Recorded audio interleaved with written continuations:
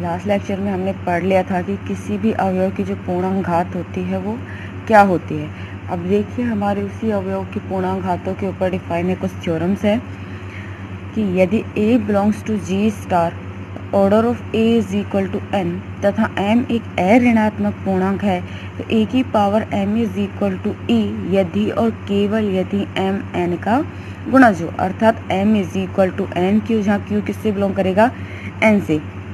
या फिर यदि किसी ग्रुप के एक अवयव की कोटि n हो तो दर्शाइए कि a की power m is equal to e होगा यदि और केवल यदि m क्या हो, n का गुणज हो।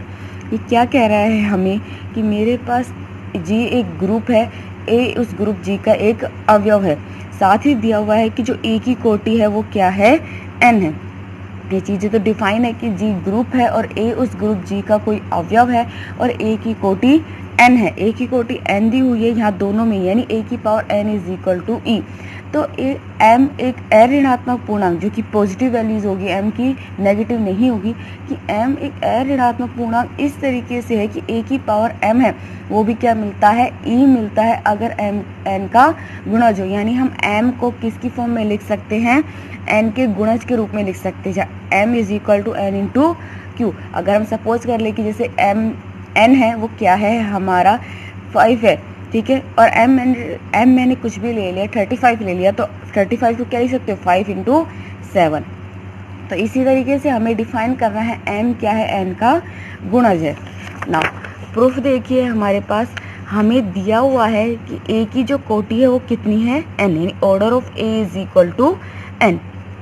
अब हमने मान लिया, क्योंकि हमें यदि और केवल यदि की प्रूफ करनी है कि अगर a की power m is equal to e है तो m n का गुणज है, और कन्वर्स प्रूफ करना है कि अगर m n का गुणज है तो a की power m is equal to e। तो माना a की power m is equal to e है तो हम क्या प्रूफ करेंगे कि m क्या है, n का गुणज है, यानी m is equal to n q, जहाँ क्यू किससे बिलोंग करेगा, नेचुरल नंबर से ना।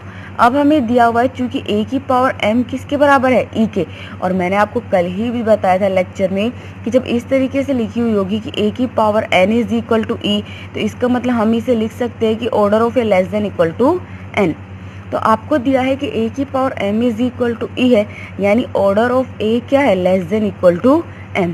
a की कोटि कितनी दी हुई है, n, ये क्या हो गया, n is less than equal to m। अब यहाँ से दो कंडीशन बनती है कि या तो m n के बराबर हो या फिर जो m है वो किससे, n से बड़ा हो।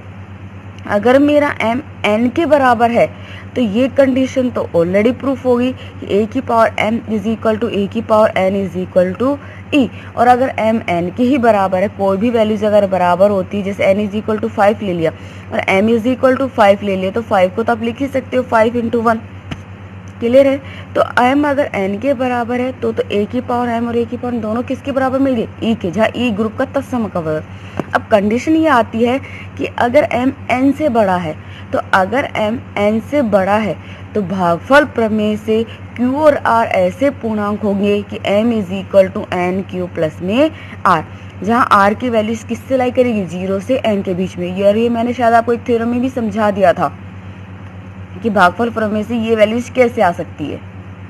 आगे बात समझिए, अगर सपोज करो मैं 36 ले लेती हूँ m और n बराबर मेरा कितना है, 5 है, तो ये 35 किसके बराबर हो गया, 5 इंटू 7 प्लस में 1, सॉरी 36, जहाँ r से फल होता है। तो अगर m n से बड़ा है तो भागफल प्रमेय से q और r ऐसे पूर्णांक होंगे कि m is equal to n q plus में r, जहाँ r किसके बीच में लाई करेगा, 0 से n के बीच में ना।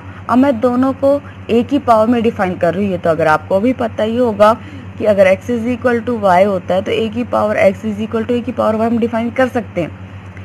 तो a की power m is equal to क्या होगा, a की पावर n क्यू प्लस में r, और चूंकि a की power m is equal to आपने क्या लिया है, e लिया है, तो ये तो किसके बराबर हो गया, e के ना। घात है अलग अलग लिख सकते हो, a की power n Q into a की पावर r। a की पावर n क्यू को आप लिख सकते हो a की पावर n की होल पावर q। a की पावर n, चूंकि आपको a की कोटि कितनी दी हुई है, n दी हुई है, तो a की पावर n किसके बराबर हो जाएगा, अगर मैं यहाँ से बात करती हूँ तो a की power n is equal to e के तो ये क्या हो गया e की पावर q इंटू a की पावर r। अब चूंकि e तत्समक अवयव है और तत्समक अवयव की पावर आप कितनी भी लीजिए आपको क्या मिलेगा, तत्समक अवयव मिलेगा।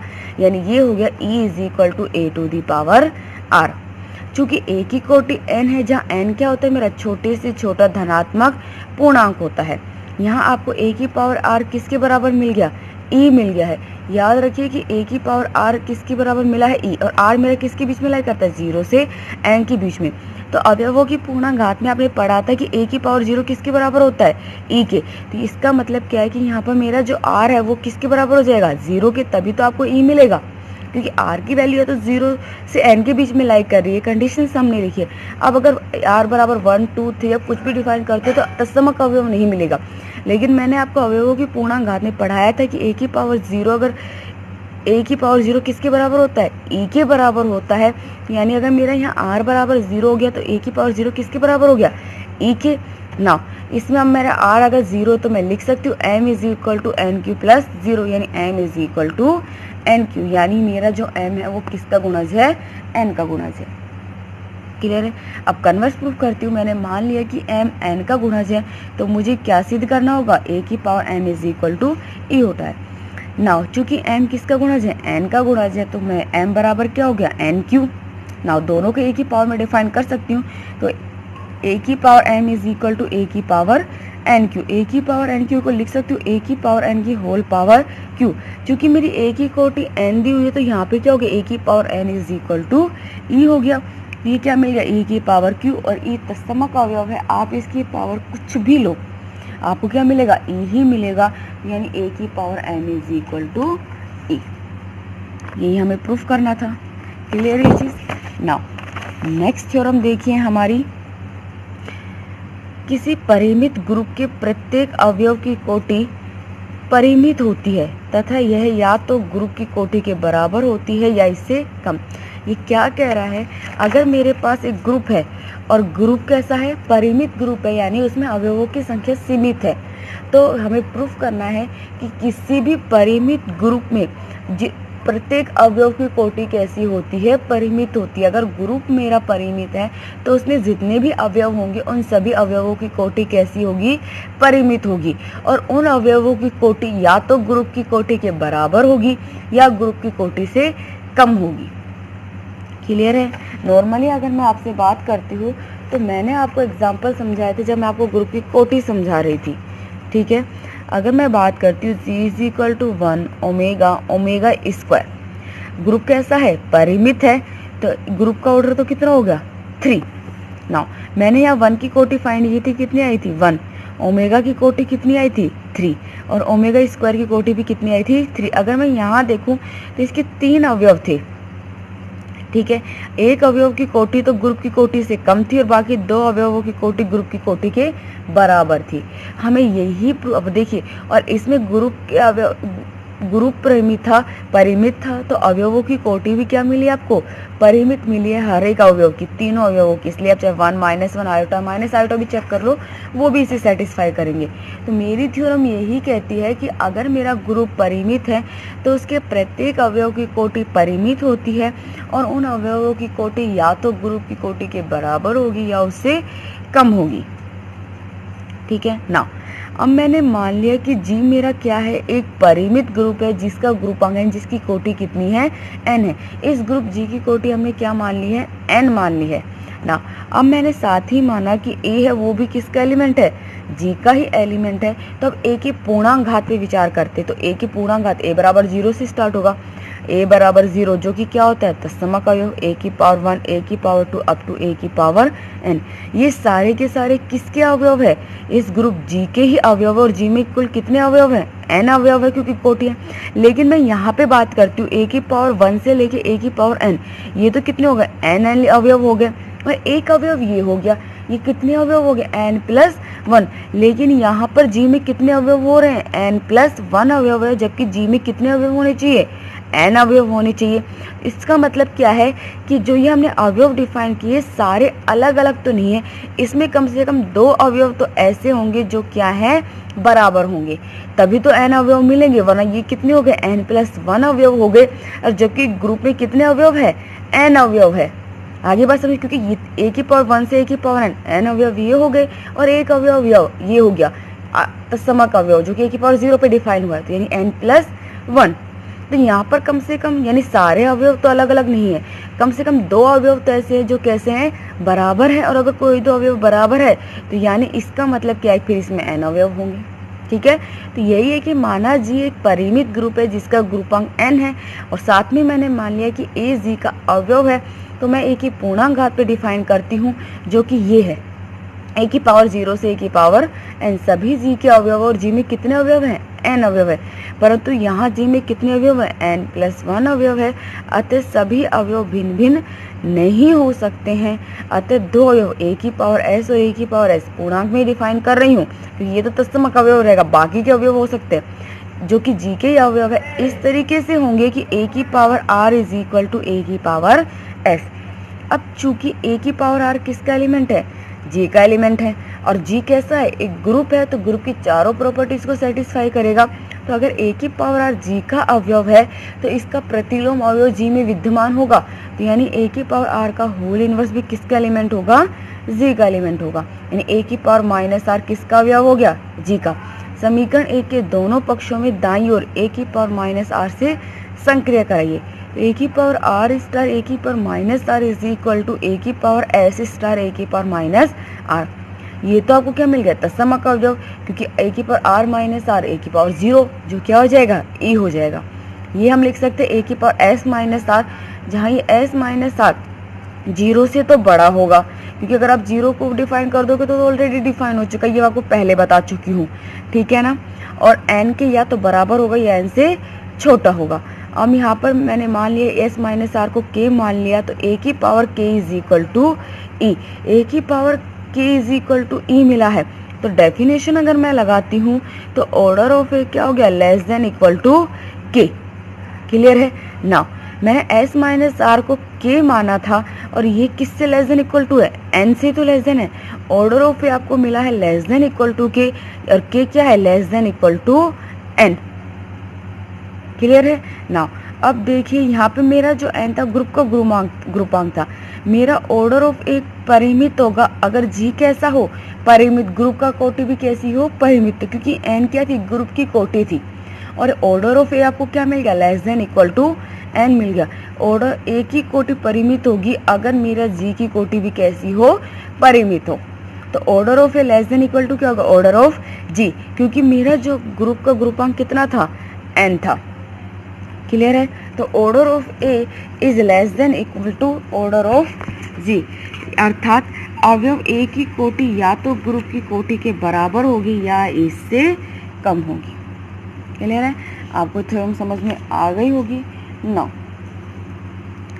देखिए नेक्स्ट थ्योरम है, ग्रुप में किसी अवयव की कोटि सदैव उसकी प्रतिलोम की कोटि के समान होती है, अर्थात order of A is equal to order of A inverse. ये क्या कह रहा है कि ग्रुप के जो अवयव होते हैं तो ग्रुप के अवयवों की कोटि उस अवयव की प्रतिलोम कोटि के बराबर होगी। यानी ग्रुप का कोई भी अवयव है, जो अवयव की कोटि होगी वही कोटि उस अवयव के प्रतिलोम अवयव की भी होगी। यानी order of A is equal to order of A inverse. अवयव और उसके प्रतिलोम अवयव की कोटि कैसे होगी, बराबर होगी। ये हमें प्रूफ करना है ना। देखिए मैंने मान लिया कि G कोई ग्रुप है और A इस ग्रुप G का कोई अवयव है। अब चूंकि G ग्रुप है तो इसका कोई भी अवयव होगा उसका प्रतिलोम अवयव भी क्या होगा, ग्रुप में विद्यमान होगा। तो अगर A G का अवयव है तो A का प्रतिलोम भी किस में विद्यमान है, G में, यानी A इनवर्स भी किसको बिलोंग करेगा, G को। नाउ अब मैंने मान लिया कि A की कोटि तो M है और इस A के अवयव प्रतिलोम अवयव A इनवर्स की कोटि N है। क्लियर है, जहां m और n दोनों ही क्या है, छोटे से छोटे धनात्मक पूर्णांक है। अब चूंकि a की कोटि कितनी है, m है, मैं इसे लिख सकती हूँ a की power m is equal to e। दोनों तरफ इनवर्स ले रही हूँ तो a की पावर m का होल इनवर्स किसके बराबर हो गया, e इनवर्स के। ये तो क्या हो गया, a की पावर माइनस m, और क्योंकि e तत्समक अवयव है और उसकी पावर कुछ भी लो आपको तत्समक अवयव ही मिलता है, तो ये हो गया e। इसे लिख सकती हूँ a इनवर्स की whole power m is equal to e। अब इसे लिख सकती हूँ, क्योंकि इसे मैं इस फॉर्म में लिख सकती हूँ और आपको मैंने समझा ही चुकी थी, a इनवर्स की होल पावर m किसके बराबर है, e के। मैंने आपको पहले ही बोल दिया था डेफिनेशन अच्छे से पढ़ लेना, वहाँ से मैं लिख रही हूँ जो मैंने आपको लास्ट लेक्चर में समझाई थी। तो इसे मैं लिख सकती हूँ order of A inverse is less than equal to m, और ए इनवर्स की कोटि क्या है, एन है, तो n is less than equal to m. ये होगी मेरी समीकरण 1। नाउ अब मैंने वापस से, चूंकि मेरा ए इनवर्स की कोटि कितनी है, एन है, तो इसे लिख सकती हूँ ए इनवर्स की whole power N is equal to E, यानी ए की power minus N is equal to E. इसे लिख सकती हूँ ए की पावर एन का whole inverse is equal to E. दोनों तरफ इनवर्स ले रही हूँ, तो ए की पावर एन का whole inverse is equal to E inverse. E तो तत्समक अवयव है, तो वो तो एज इट इज रहेगा आपका ई। इसकी बात करती हूँ तो मैंने आपको अगर एक थ्योरम पढ़ाई थी ए बिलोंग्स टू जी, तो A is equal to A inverse का होल इनवर्स आपने पढ़ा था। तो आपको ये ए की पावर एन के इनवर्स का इनवर्स ले रही थी, ये आपको क्या मिलेगा, ए की पावर एन। तो ए की power N is equal to E, इसे आप लिख सकते हो order of A is less than equal to N.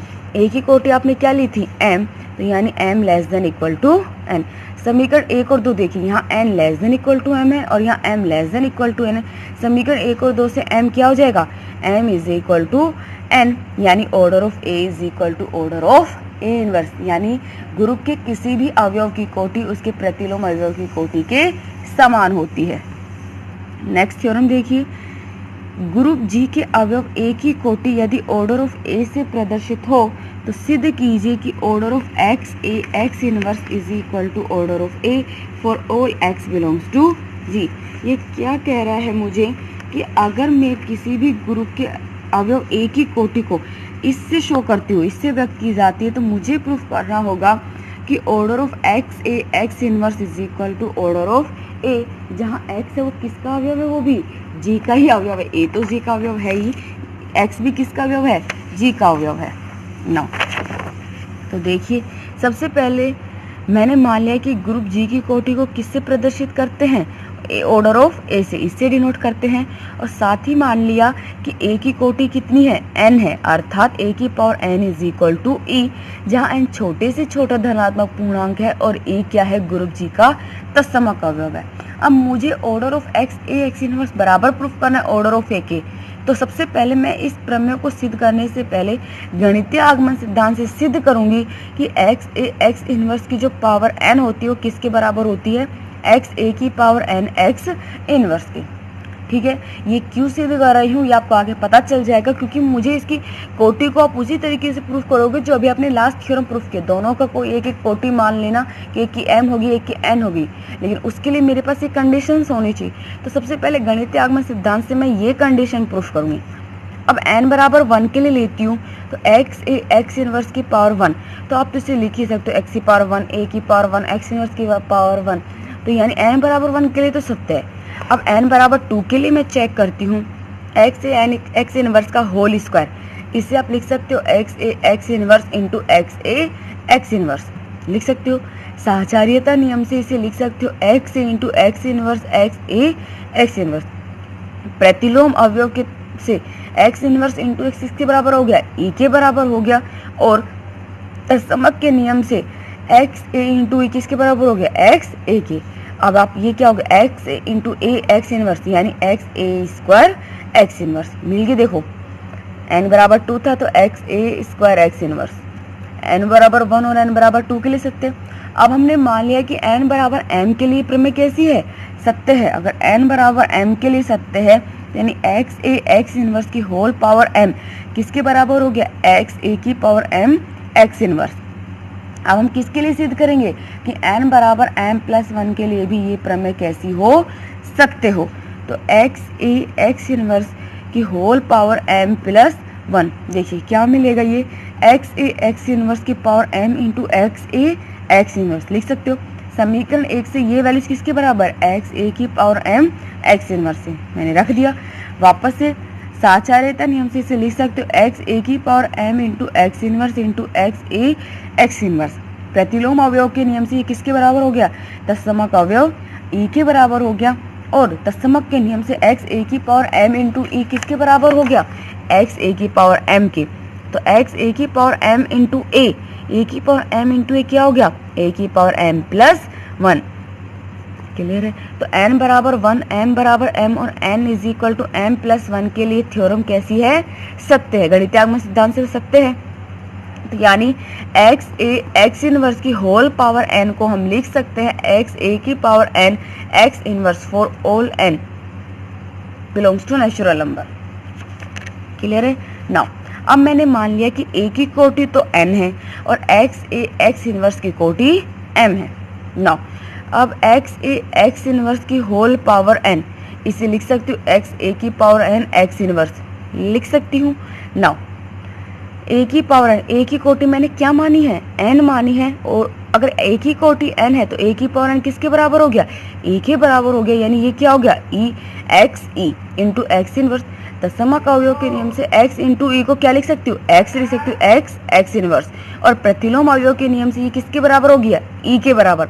तो x इनवर्स की होल पावर n अगर e के बराबर है, यानी ऑर्डर ऑफ x इनवर्स क्या हो गया, less than equal to n हो गया। और इसकी कोटि कितनी है, हमने मान ली थी कि m, तो इसकी कोटि m है, तो यानी m is less than equal to n। समीकरण 2। नाउ अब दोबारा देखिए, आपको दिया हुआ है x इनवर्स की कोटि कितनी है, m है, इसे लिख सकती हूँ x इनवर्स की whole power m is equal to e। और चूंकि ये हमने गणितीय आगमन सिद्धांत से प्रूफ कर दिया था, तो ये क्या हो जाएगा x की power m x inverse is equal to e। इस समीकरण के बाईं तरफ तो x इनवर्स से और दाईं तरफ में x से संक्रिया कराने पर दोनों तरफ, तो x इनवर्स इंटू एक्स ए की power m x inverse into x is equal to x inverse e x। साचार्यता नियम से इसे लिख सकते हो x इनवर्स इंटू एक्स ए की power m x inverse into x, और तत्समक के नियम से हो जाएगा ये x इनवर्स इंटू ई x इनवर्स, यानी x इनवर्स इंटू x। ये प्रतिलोम अवयव के नियम से ये भी क्या मिला e, ये भी क्या मिला आपको e, और ये भी क्या मिला e। क्लियर है। और तत्समक अवयव के नियम से ये क्या होगा, a की power m is equal to e। आप इसे लिख सकते हो order of a less than equal to m। a की कोटि कितनी है, n है, तो यानी n is less than equal to m। समीकरण 2 और 3 से n किसके बराबर हो गया, m के, यानी ऑर्डर ऑफ a बराबर है ऑर्डर ऑफ x इनवर्स के, जहां for all x belongs to z। मुझे यही प्रूफ करना था। ठीक है। अब इसके बाद हमारे कुछ एग्जाम्पल्स बचे हैं और ये ग्रुप का टॉपिक क्लियर हो जाएगा। यूनिट कंप्लीट नहीं, किसी ग्रुप का टॉपिक कंप्लीट होगा, वो एग्जाम्पल्स हम करेंगे नेक्स्ट लेक्चर में। अगर आपको इस थ्योरम में से कोई थ्योरम समझ में नहीं आई है, किसी भी थ्योरम में कोई भी डाउट हो तो आप मुझे बता देना, मैं आपको फिर से समझा दूंगी। लेकिन ये थ्योरम आप अच्छे से कर लेना, क्योंकि लगभग आपके थ्योरी पार्ट पेपर है, ये कम्प्लीटली थ्योरी पेपर है और थ्योरम ही आपकी आएगी।